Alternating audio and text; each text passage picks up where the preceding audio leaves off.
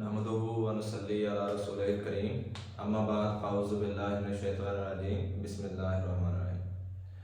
तो बेटा आज हम लोग जो है वो सेकेंड ईयर का टॉपिक जो डिस्कस करने जा रहे हैं वो है इम्पोर्टेंस ऑफ ऑर्गेनिक केमिस्ट्री। पहले जो 2 लेक्चर्स हैं इसी चैप्टर के वो हम लोग डिस्कस कर चुके हैं।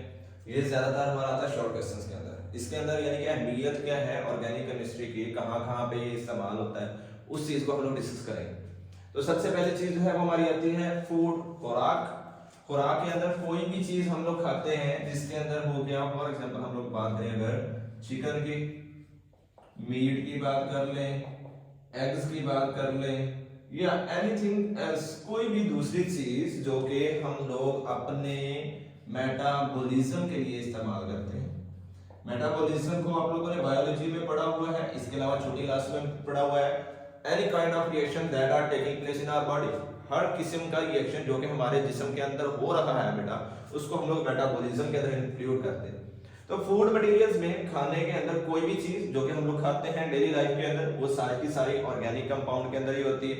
फिर वो जो ऑर्गेनिक कंपाउंड होता है उनके अंदर मौजूद होती है बॉन्डिंग। जब वो बॉन्ड्स ब्रेक करते हैं तो उन बॉन्ड्स के ब्रेक होने की बुनियाद के ऊपर एनर्जी रिलीज होती है। वही रिलीज होने वाली एनर्जी को हमारी बॉडी अपने नॉर्मल एक्टिविटीज को परफॉर्म करने के लिए इस्तेमाल करती है।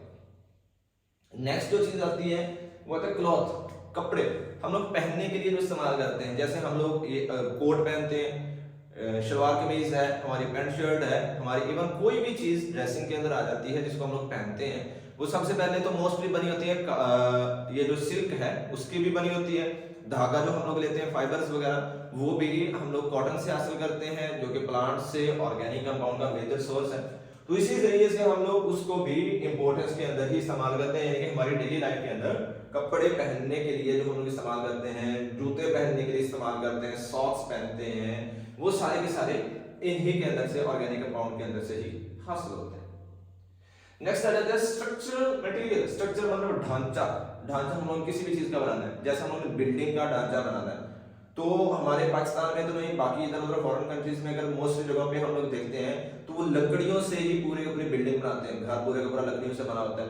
अगर पाकिस्तान की बात करते हैं तो हमारे फर्नीचर्स, हमारे दरवाजे, खिड़कियां, हमारी चारपाइयां, बेड, इवन के हर चीज जो स्ट्रक्चर ढांचा बनाने में, जो ऑर्नामेंसी में यानी कि खूबसूरती में इजाफा करने के लिए इस्तेमाल होती है, वो सारी की सारी चीजें हम लोग इसी के अंदर से इस्तेमाल करते हैं। बिल्डिंग्स बनाने के लिए, घर बनाने के लिए भी सारे का सारा जो हम लोग बात करते हैं, हाउस होल्ड के लिए फर्नीचर वगैरह के तौर पर इस्तेमाल होता है। जो स्पेलिंग है ना बेटा थोड़े से आप लोग करेक्शन कर लेना। इसके बाद जो हमारी ऑफिसेज हैं वहां पे, जो हमारी कमर्शियल मार्केट्स हैं वहां पे, हमारी इंडस्ट्रीज वगैरह, हर जगह के ऊपर ही इनको इस्तेमाल किया जाता है। फिर इसके बाद है फ्यूल। फ्यूल में हम लोग अगर बात करते हैं petrol, diesel, kerosene oil, so different चीजें।